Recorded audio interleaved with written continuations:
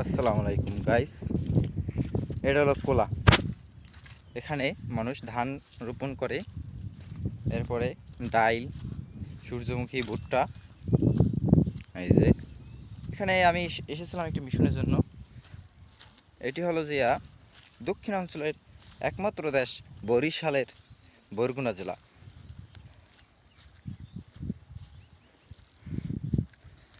দেখছেন কি সুন্দর রোদ, কোলাহান দেখছেন একেবারে চামাক চালু, একেবারে চমলক্ক।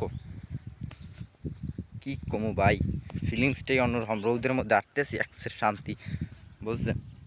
তো যাই হোক, আজকে বলক এই পর্যন্তই।